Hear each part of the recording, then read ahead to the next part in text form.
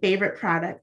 And I'm a specialist here, and I will jump right in. I'm not sure how much everyone knows about the National Student Clearinghouse. So I wanted to do a quick little recap of what we are. We were established in 1993 as a nonprofit, and the whole reason we were designed was to help the financial aid student loan world. And then the way that we work, we have all these colleges and then submit enrollment data to the Department of Education. So instead of them submitting it directly to the Department of Education, they submit it to us, and we help with the files, help clean the files up, and send them to the Department of Education on behalf of them. Part of our contract with these schools is that we store their data, and we're able to use the data for educational purposes, like Student Tracker. So the data you're getting back is straight from the colleges. We're not going on Instagram or Facebook to see if so-and-so went to college. We're actually going to gain the data straight from the colleges that goes straight to the Department of Education.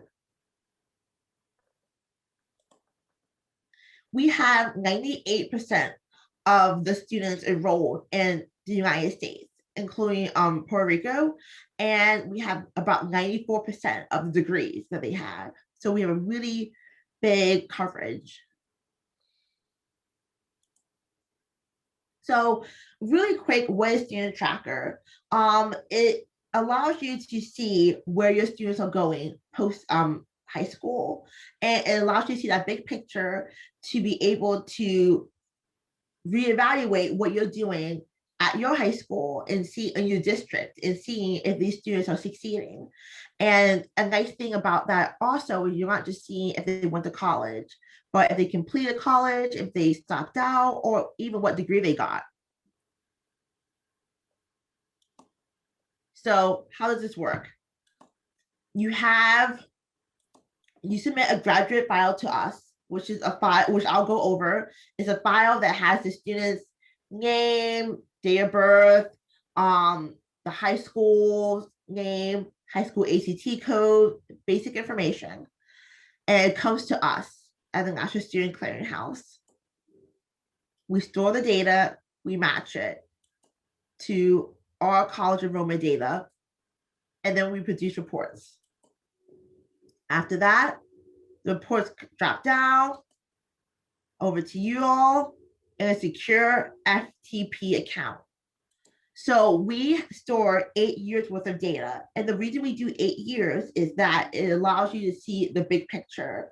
You're able to see graduation because we look at 6-year graduation rates, and you're able to get those reports also.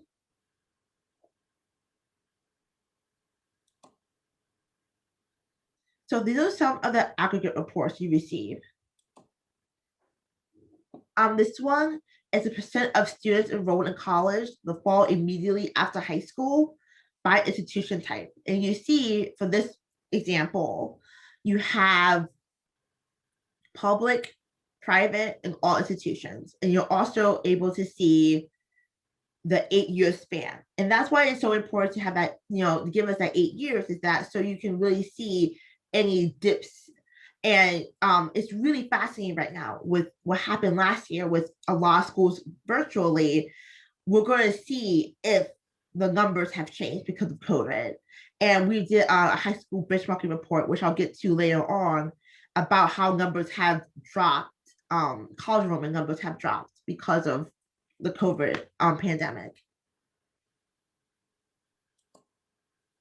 This is another example, and as you see, the little number is 47. So there's 47 different reports you get.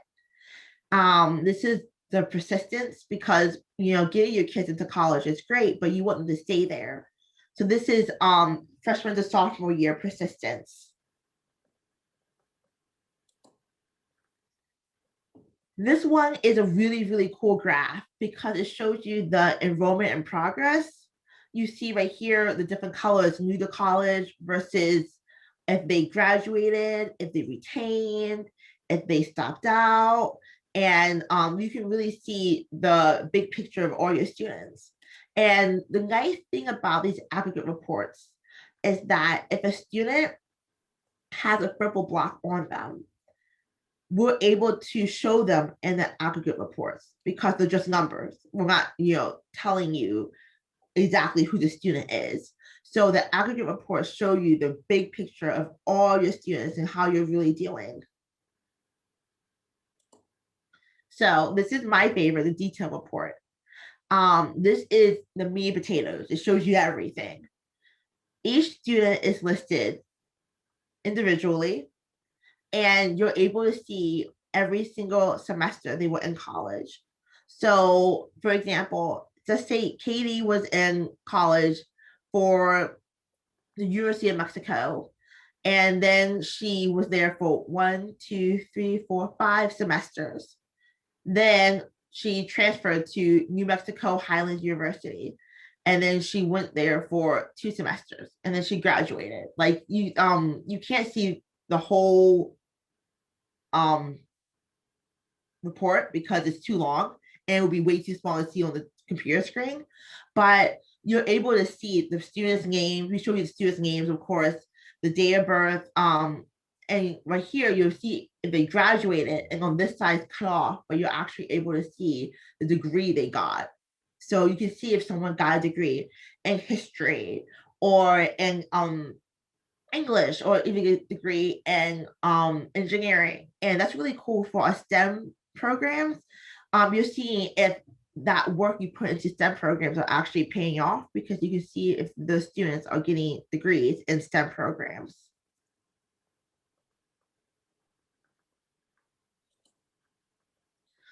Right here, you're able to see the high school benchmarking report. And after this, I will actually put in the chat the link to our research center, which will give you information about where the high school benchmarking report is. This report is free, it's open, you can look at it right now, you don't have to log in. And it shows you the averages of high school enrollment, high school degree, college enrollment, college degrees based off of different locations. So you're able to see how suburban schools are doing versus urban schools versus rural schools. And then you're able to see if it's low income versus high income. And then all this different kind of ways they break it up. So you can basically see what kind of school population you are, and then compare that number you received to the national benchmarking report. And you're able to see, okay, am I below average? Am I above average? Am I right on par? And it's really interesting to kind of compare yourself on a national level. So some unique features that we have that a lot of people don't know about, I call them hidden gems, that we are able to provide you request files. So I really love request files because they are like graduate files. You submit them the same way. We submit them through the FTP account, same formatting. But the cool thing about request files is that we do not store the data, which means that the data you give us, we match it, return the reports back to you, and then send them right back to you. And that allows you to look at different cohorts of students. So say you want to look at your ADVIT students only. You put them in a request file, send it over to us, we process it, give them back to you. You now have the aggregate reports of the request file of your ADVIT students and compare them to the entire graduating class that you used originally. And it's a good way to kind of quickly do an evaluation. Another thing is the program code. I really love that, and I'm going to show you what you can use that for. This field is a free field, and a lot of people don't use it. It has 50 character limit, and you can do anything you want with it. So this is an example of one district, how they used it. It's just an example. They use different numbers for ethnicities. They use some college level, all this stuff. And that way, when they get the reports back, the detail report, they filter maybe all ones right here. And that way they can pull up all the kids who have had IB programs, and they can quickly sit there and say, okay, all the kids who had IB programs, they went to these colleges or they got these degrees. And it's just another way to really break down the data and to really see where your students are going and how your programs are working. And then we're also able to provide you demographic reports and academic reports. So in the main graduate file that you submit to us, you can just submit us the basic data. You can just submit to us, you know, first name, last name, day of birth, you know, college, high school they went to, high school graduation date, ACT code, done. But if you want to really go above and beyond, which I think I always encourage, you can submit to us demographic data and academic data, like how many semesters of math they took, or if they're disability, or if they're free or reduced lunch, or if they are the ethnicity or the gender. And that allows you to get these reports back that really dive deep into this kind of stuff. And this is another one, another report that we have, the economically disadvantaged report. And you can see the percentage. And this report actually is in the high school benchmarking section. And it's cool to you can compare yourself to that big report also. So I kind of went through my stuff pretty quickly because I know a lot of people have things planned today, but that's the end of my presentation. And I'm going to stop sharing my screen now. And if you have any questions about what I went through, please feel free to let me know, or to reach out to me. I can put my email address in the chat also, and feel free to email me with any questions you might have. Thank you, Angela. Some of you may have already received some communication from Angela, but she is assigned to our region and she's our person. So definitely write down her email, get to know her. She's a great support. So thank you again. And now we're going to go ahead and transition to Christine and her team to kind of talk about their best practices. Good morning, everybody. I'm so glad we've had such a great turnout. I just wanted to share what Santa Cruz County has been doing with National Student Clearinghouse. And while we're still in the learning phases and ramping this up ourselves, I do think that we have some valuable things to share. So I'm going to share my screen.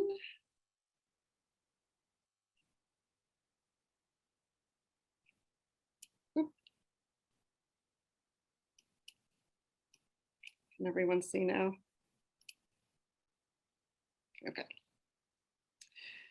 So when we talk about National Student Clearinghouse data, I play a role at the County Office of Education where we provide the service for our districts. And we've got a great data specialist at our county office that helps me compile our data for the whole county. But then I realized, I can't talk about how I use this in practice. So I invited some of our school counselors to come and talk a little bit about how they use it.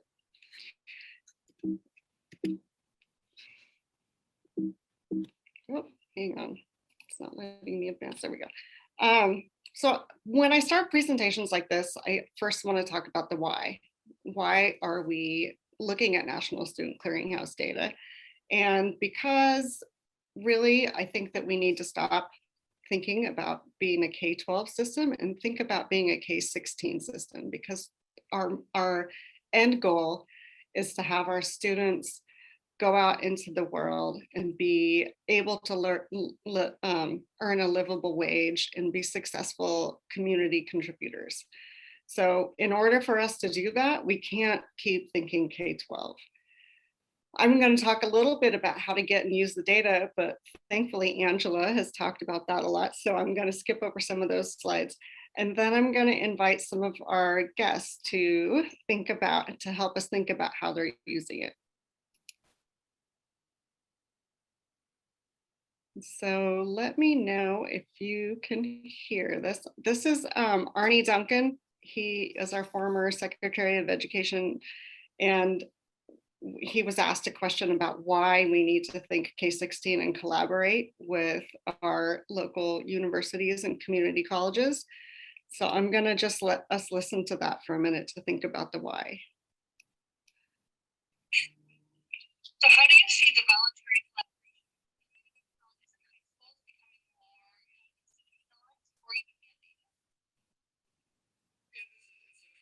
one, but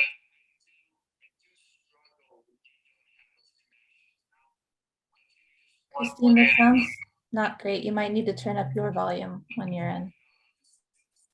where I was in Tennessee, and we were meeting with a more rural community, meeting with a number of district superintendents of smaller districts, and we were meeting with the regional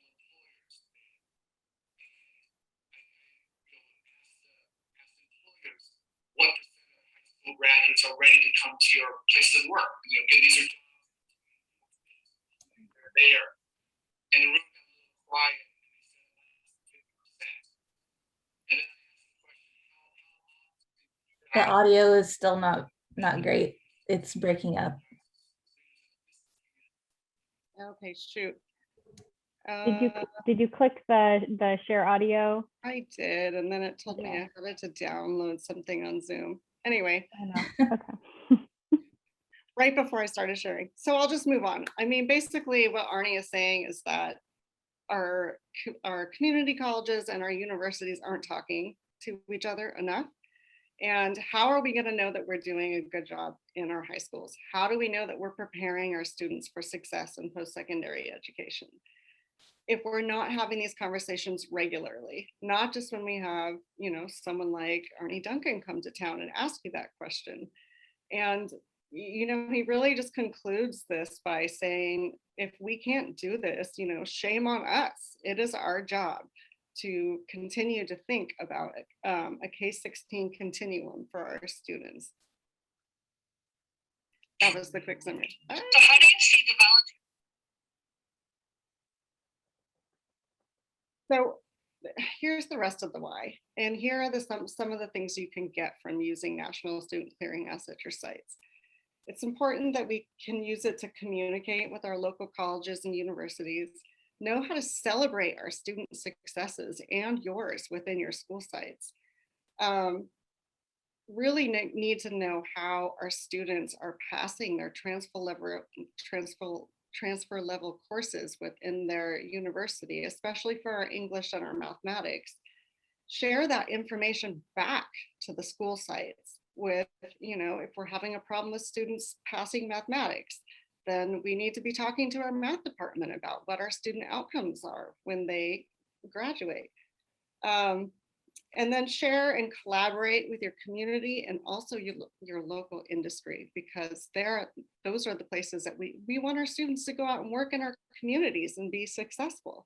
So incorporating local industry into our conversations is really important. And just knowing how to assess your school's current performance and chart a course for action is, you know, our next step. So typically in K-12, we can track all of these post-secondary metrics within our high school sites and within our districts. But the college enrollment piece, the post-secondary piece, has always been hard for us to really get at. And, you know, when do students enroll? Do they enroll right after they graduate? What are their remediation rates? What's their completion and persistence? And persistence, just knowing that they make it to the second year even. And how many of our students get industry certifications, and what are they getting their industry certifications in? Because that informs what kinds of CTE courses you're offering in your high school and where you should be putting your money. So that's a really important piece for our sites and for our districts. I wanted to just show this, and I know a lot of you have probably seen this, but all of this goes back to the issue of equity. And equity within education does not necessarily mean that everything is equal. So you can see that the little one there can't see, and he should be getting something different than the other people in that picture so that he can see the baseball game.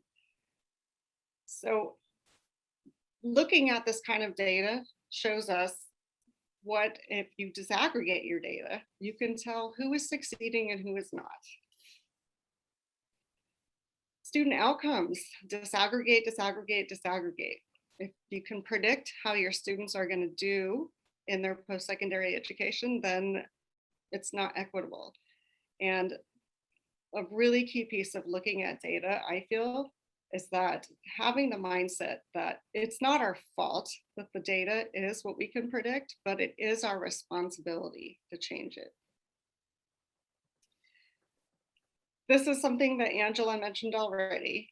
A great thing about National Student Clearinghouse is because you can compare how you are doing with other similar high schools within those categories of, rural, high diversity, low socioeconomic, suburban, and urban. So you can use that as a benchmark to see how you're doing. And then you can ask the right questions afterwards.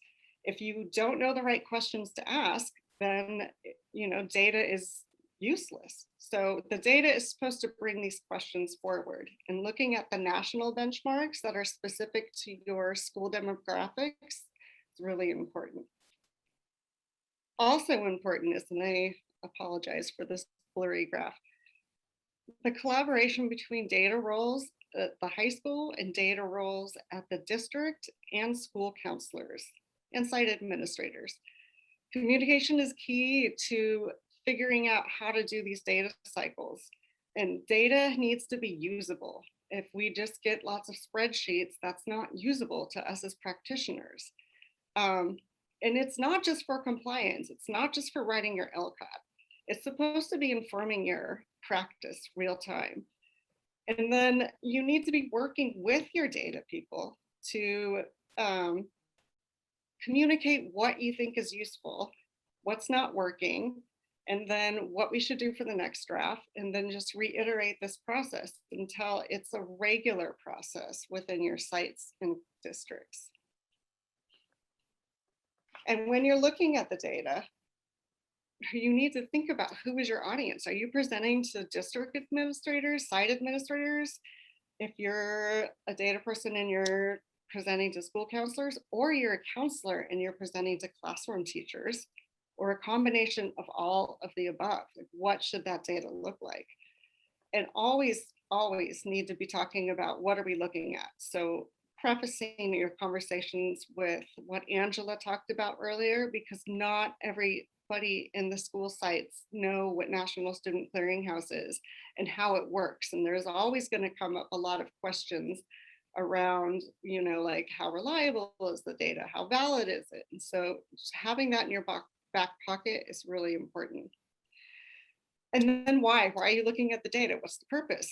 Why is it useful? And why are we reviewing this? Because again, data for data's sake is not helpful. And what does the data actually tell us? And I have a data protocol we can look at the end that I've used a few times, but what does the data tell us? And what more questions does it bring up?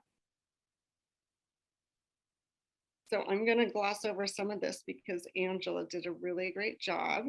I would just really iterate that school sites who have access to National Student Clearinghouse, who have a subscription, you can back enter your data. So it's really great to know what your last graduating class did, but the whole point of National Student Clearinghouse is to look at our students' journey through their post-secondary education and their persistence and where they left and came back, or what schools were the best schools for your local students and being successful. I do want to say this because this comes up quite a bit with parents, school site administrators, and district office people. They really are worried about what kinds of data is being input into the system. And it's not social security numbers or anything like that. So just saying that this is the basics of what you're inputting is important to note. And then the additional high school elements that you can also add. Again, Angela went over that. And the program field, which we already talked about.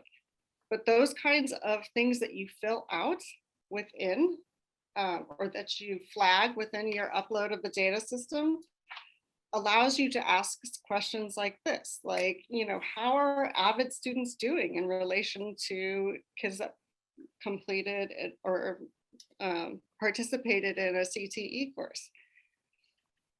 And then how are the CTE course students doing in their post-secondary trajectory as compared to the students who complete A to G requirements? Because we know that oftentimes students who complete their A to G requirements don't necessarily enroll in college, nor do they persist. So, you know, these are the kinds of questions you should be asking as sites and as a district to figure out what your next steps are. So I am going to ask Miguel if he's interested in jumping in on this one. This is a snapshot of what our data scientist has put together for our county. It's just a snapshot. On the side, you might be able to note the all the different ways you can disaggregate the data. You can do it by graduating class. You can do it by students that graduated from your specific high school and went to 2 years and how long it took them to graduate from 2 years. Do you want me to share my screen, Christine? I walk you, everybody, through this visualization. Lori, can you make Miguel? I don't have to, but otherwise I can explain from the snapshot. But I'm ready to. I think that would be great if you can share screen. You can share now. Okay.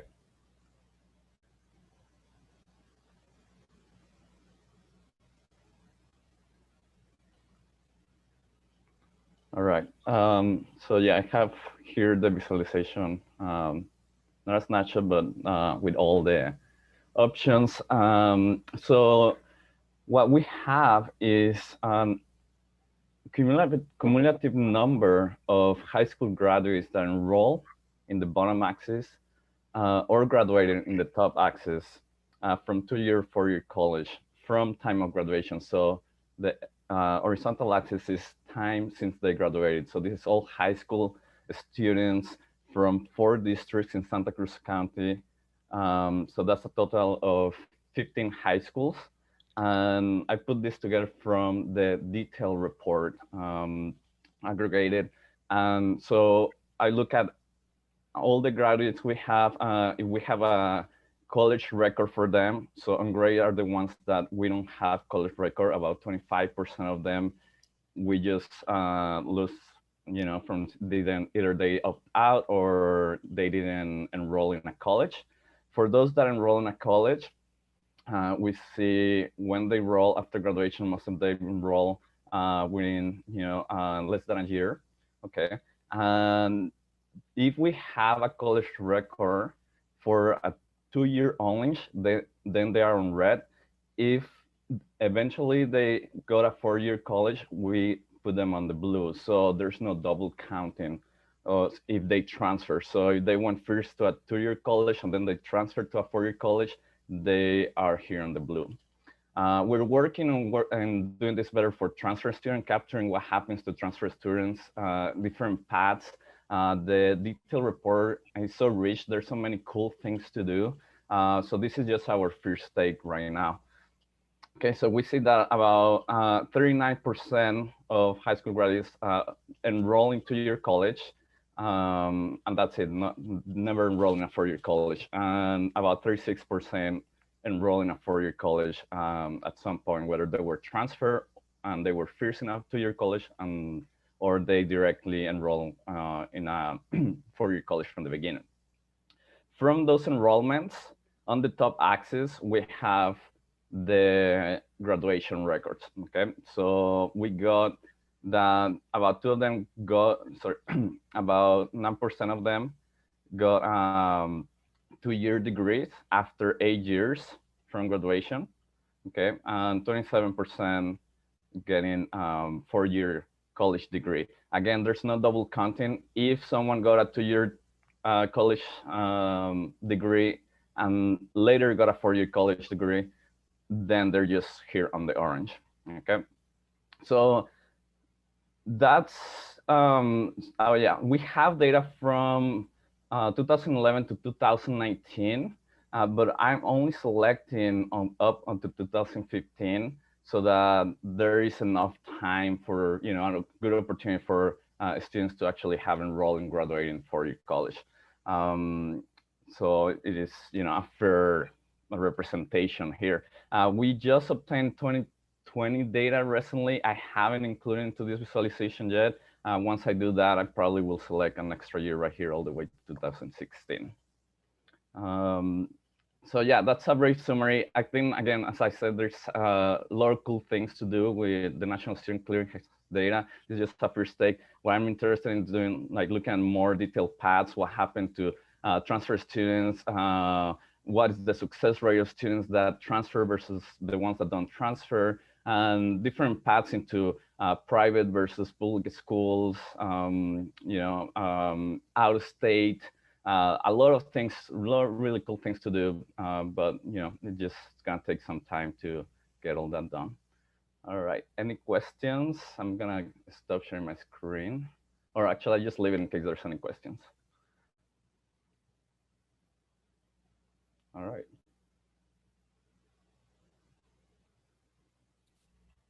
Okay, well, I'm going to go back to sharing my screen. I would like to just add that that data that Miguel has put together can be accessed by every educator in the county and by you all if you're interested in looking at it. And it's important to be doing data protocols with people because you know we're all so busy. And so finding the time to look at this is really important. And I know that site administrators and site teachers don't probably have any idea about what this data is, especially for their students who graduate from their high schools. So I wanted right now to ask some of our local school counselors. Hang on, I'm sharing. Can you guys see this? So I have a little graphic here that one of our school counselors put together summarizing the National Student Clearinghouse for specific graduating classes, just to give them an idea of what the statistics were around graduation. And I haven't seen if Charlotte's here, but I'll let her talk more about that. I just think that this data, I want to know how our school councils are using it, what the pros and cons are, and what are the possibilities. And I have some bullet points on the side. I know it's a lot of text, but these are the kinds of questions we're trying to answer. And I think one of the most important ones is how can schools help find the best path to college, the best college fit, where they have the best chance of being successful? And how do we know? How can we apply lessons from this data to our recent college, our seniors, and our future college, our future high school students? So let me see, I would love to have, I'm gonna stop sharing. I've got Anna Lenore here, I see, and Leslie Burns. I didn't know if Charlotte was able to make it. So I was gonna ask Anna if you could talk for a minute about some of the ways that you've been using National Student Clearinghouse, and why don't you introduce yourself first though? All right, can y'all hear me? Yeah, all right, perfect. So my name is Ana Leonor. I am a school counselor and administrator at Ceiba College Prep, which is a charter school in the Pajaro Valley Unified School District. So we're a small little charter school, grades 6 through 12, and our mission is to get students to and through college. So we're fairly new school. We just have, I think this will be our 7th graduating class, so fairly new school. So as some of the ways that I was talking to Christine before, the main ways that I use it, you know, I'm still learning Naviance. And like the whole system of National Clearinghouse is a lot of information. And I've kind of just learned along the years. I've been at my site for 6 years now. And the main ways that I use it is I like to look at where students are applying and where they're being more successful, and looking at those colleges and really trying to build partnerships. Because if my students are being successful, something's good is happening at that site, whether it's the resources they're providing or maybe it's the cohort of students, because we have, at some schools, multiple students attending.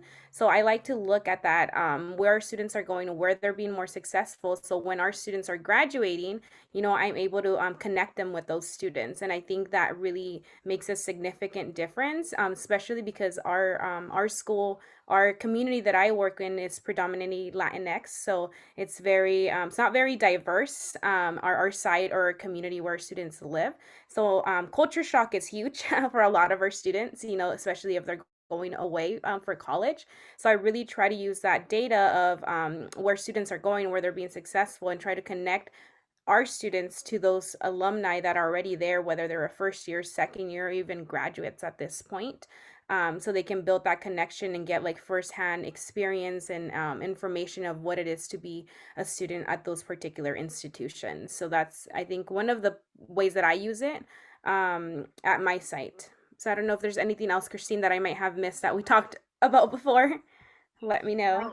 I think that's exactly what I wanted you to speak to, but I wanted to know, I know there's some school counselors in the Zoom. I wanted to know if they had specific questions for you.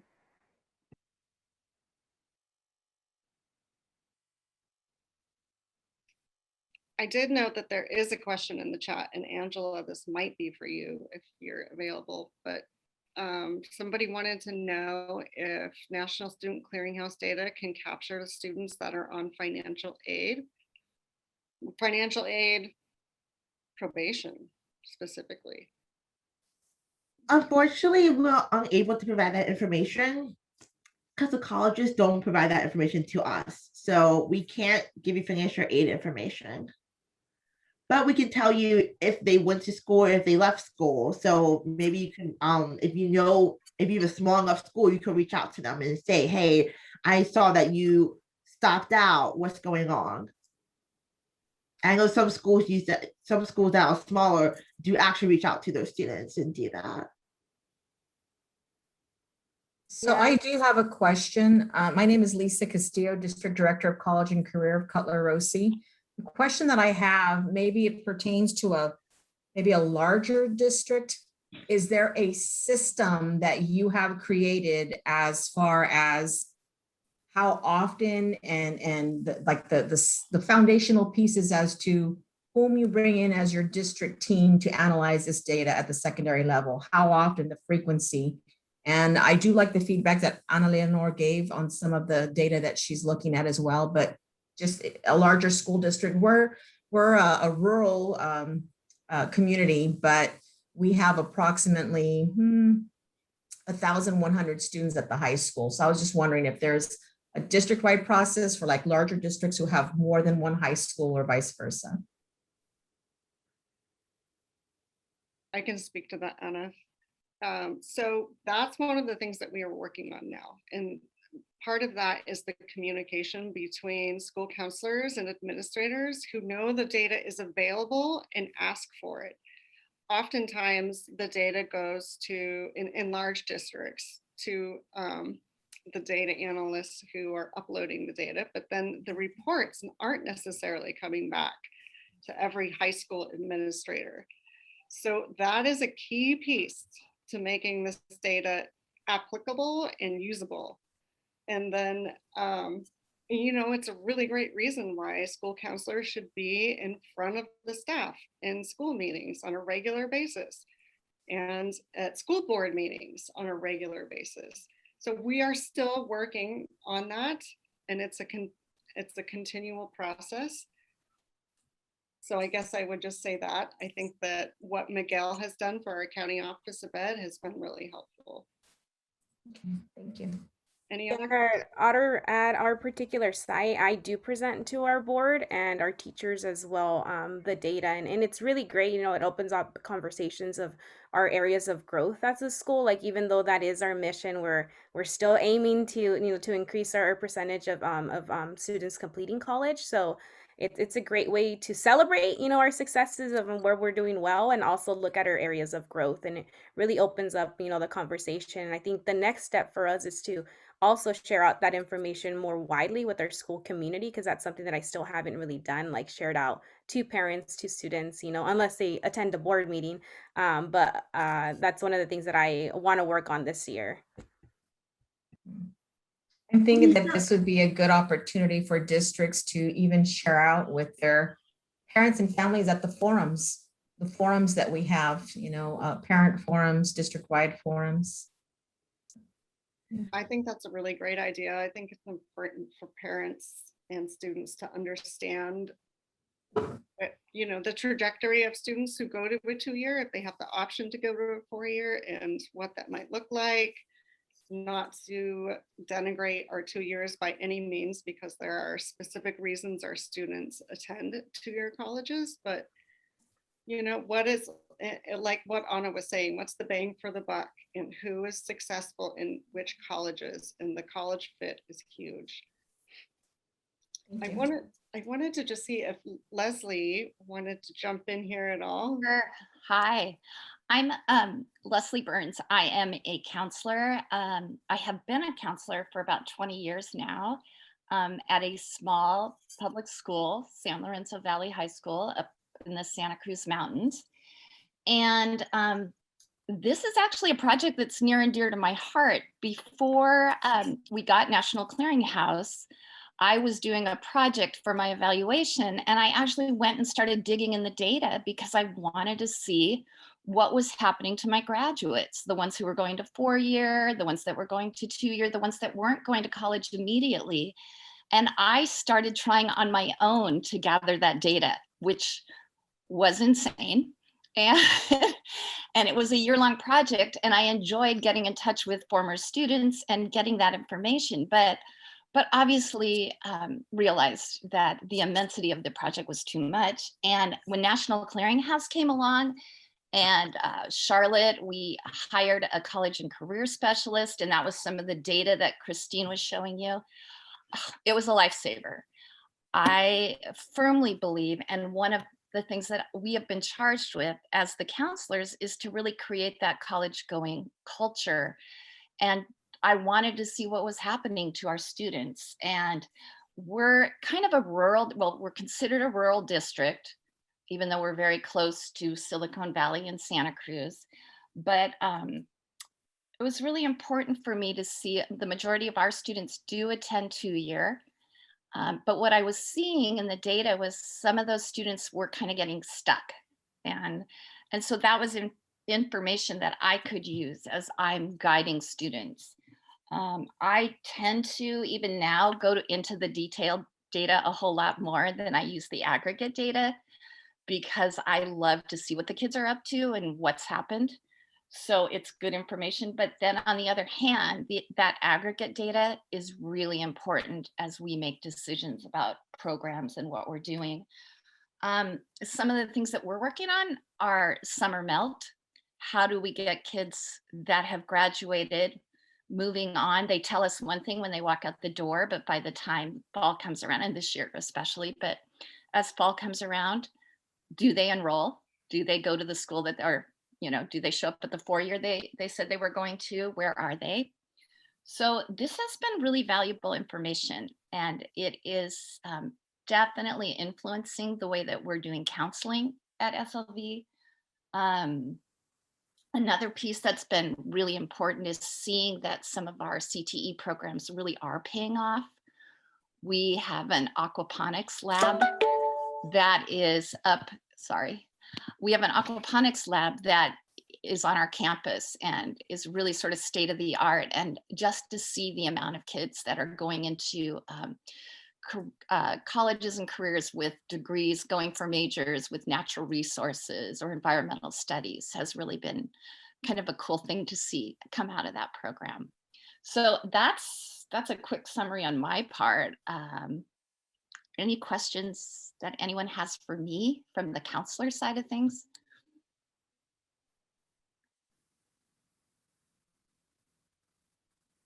Well, one quick question. Within the 8-year mark that we get data from these students? If kids take 2-3 years before starting college, it starts them even those 2-3 years after they graduate from high school. It Is that correct? happen. Yes. Yes, I have one of my biggest complaints is I have a student who it took him 10 years to get through community college and he's now at UC Davis. He doesn't quite make the 8-year span, but he's doing it, right? So one fun little fact is that if you want to go past that 8 years, you can use a request file. So the 8 years, like, you know, the last 8 years is for the regular graduate files. But say you want to do a one-time look at students from 1990 to 1998, put that information in a request file. Again, we won't store it, but you can go as far back as you like. Okay, good. And those are the things where, I mean, this raises more questions. And so what questions do we need to ask? Like, why did it take so long to get through community college and what were the barriers? And that's where the collaboration between our post-secondary institutions is really important. Because without this data, I wouldn't have been able to, I mean, we just held a session for our school counselors with our local universities, our four-year CSUMB and UC Santa Cruz. And they were able to just let us know, like, hey, here's how many students apply to our school. And in our county, we know a lot of students are perhaps choosing to go closer to home now. So it was particularly relevant. How many people applied, how many were accepted, and how many showed up. And we had one high school that had a large number of students who applied, a fair amount of them who were accepted, and one showed up. So those are the kinds of questions we want to think about, right? And then we can also, like I said, disaggregate by our student groups, because if we're looking at equity, that's really important. Anybody want to ask any more questions? I'm going to share my screen again for a sec.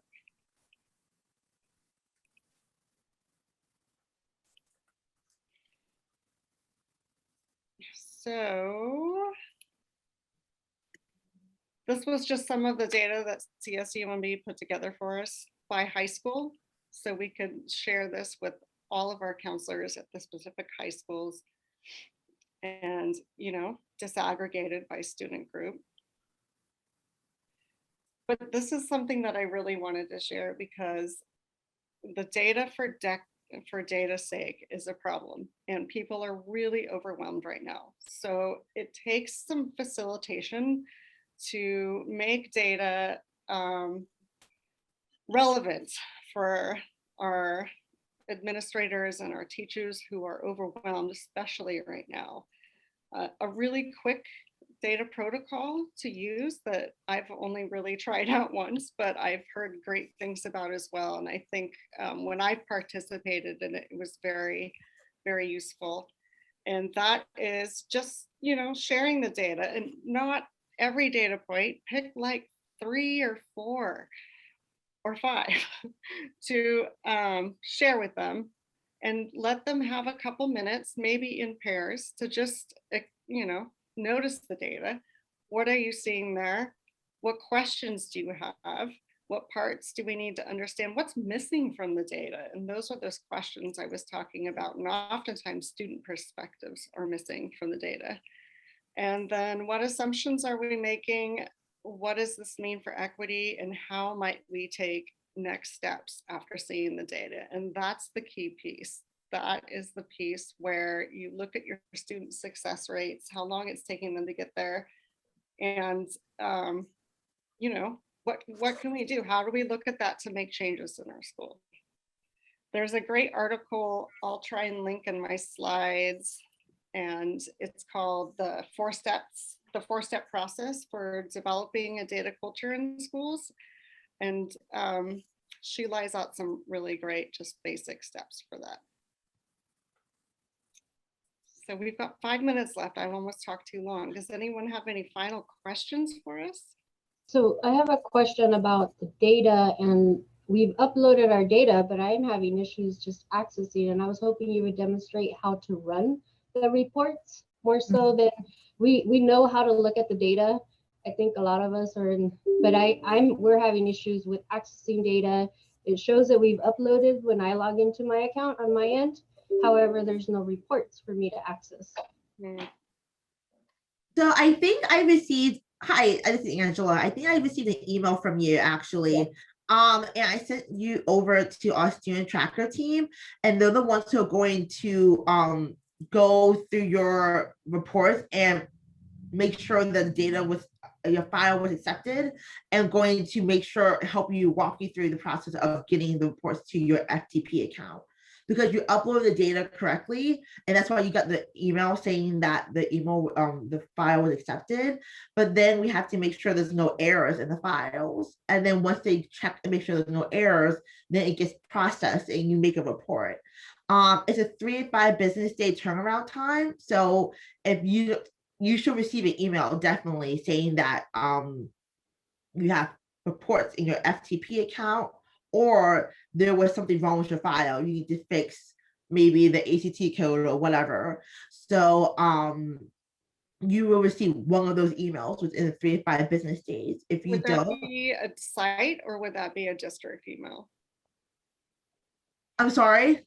Would the site administrators receive that email, or would it be within the district? So this is the communication piece that we struggled with, and I think we finally got under control. But you know, like who's receiving the data, the technical aspect. You might want to highlight the tutorials too. Yes, I sent the link for the tutorial. We have tutorials, and I sent a link in the chat for the webinars that we have. The people who are your technical contacts on the contract will receive the emails.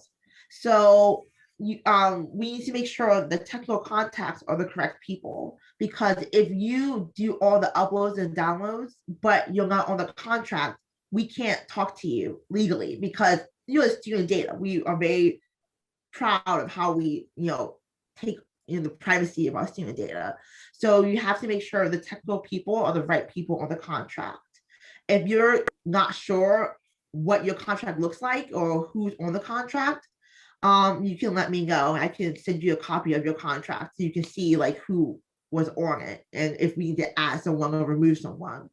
Like I said in the chat, there's webinars, links to how to upload data, how to create your file, how to download data. So it's all there. But we also have a student tracker team that helps you with our customer service level too. They specialize in student tracker, and they're great, and they can help you with that information if you have questions also.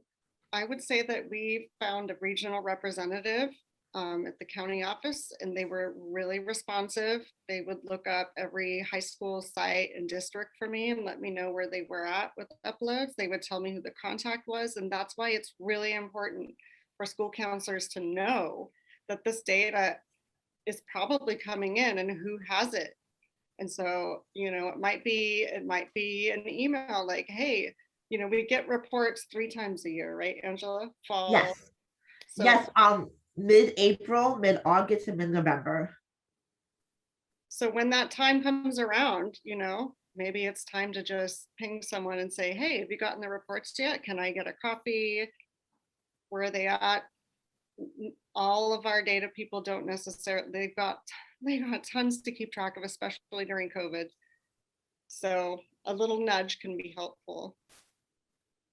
There may have been some timing issues with us. I know like our initial contract was looking to expire recently, and NSC has decided to extend our contract to just really give us the opportunity to get our data in there and start to utilize. And once we have that opportunity, I know that that payment piece, which it is really an affordable system, would then go back to districts, but hoping that you guys can see with this first year that the collaborative is funding for our school sites, that you can find some really great uses for it and would want to continue having this be a part of your data protocols. But we absolutely see uses for this, and almost all of our networks. I know we'll be sort of having some talks at the counselor network coming up, and I'm sure we will be in other spaces, dean and directors.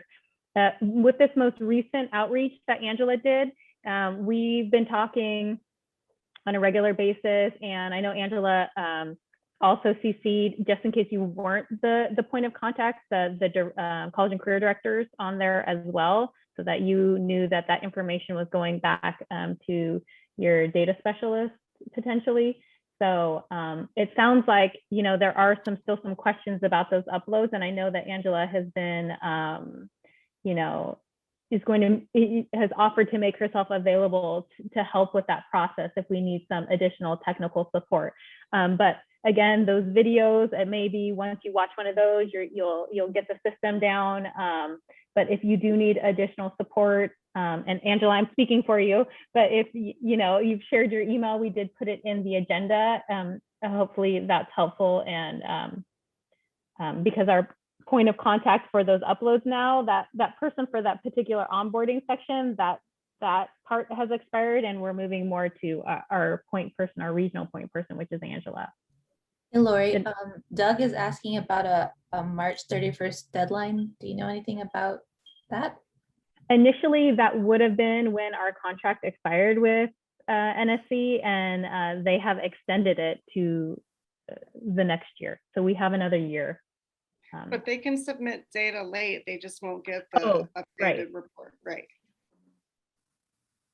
It's 10:02 and some people have to leave. So I want to say bye, and I'm happy to stay on for anybody. Yes, thank you. Thank you, Christine and Angela. It's really helpful to get this jump started in our region, since many of us have not had access to this. So it's really going to open some conversations and hopefully get us, again, getting focused and putting our efforts into things that we can really see move. So we really, really appreciate your knowledge on this. Does anyone else have any additional questions they want to answer or get answered in this space? So was there a particular name of a person from the National Clearinghouse that you want our data specialist to connect with to ensure that our files, if there was a discrepancy with the upload or vice versa? Because I did see an email come through stating that they didn't get our upload. And I find that odd because this was back in early fall that we put through the MOU to get board approval, and I'm pretty sure our data specialist did do it. So I just want to make sure, I want to know who is the person we need to contact so that we follow up with that. Angela, do you want to answer that? Lisa, you can just email me. I can get in touch with our operations team or our student tracker team, and they can help you then. So instead of you just going to, because they don't have direct people, they work as a team. So I can, you can email me and then I can forward the email to the correct team, so you're not being bounced around. Sounds good. Thank you. You're welcome. I might get in trouble for saying this, but if you know that the data should be coming in, and especially, I know the county office is paying for it right now, but especially if school districts take this on, it's like, you have access to this data. Why aren't we getting it? You can say it in a nice way and copy superintendents. Okay, thank you.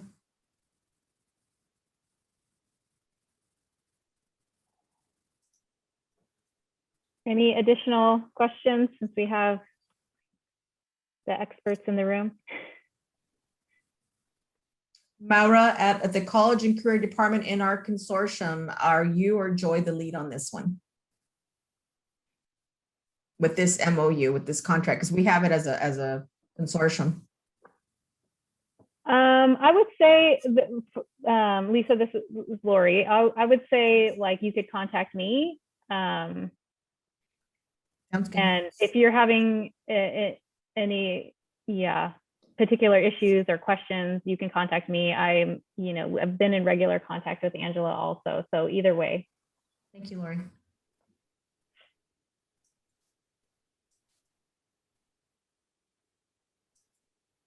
If there isn't anything else, thank you for coming today. I'm sure there will be other questions that pop up. Of course, feel free to reach out, and we will be talking about NSC and other spaces. So looking forward to that.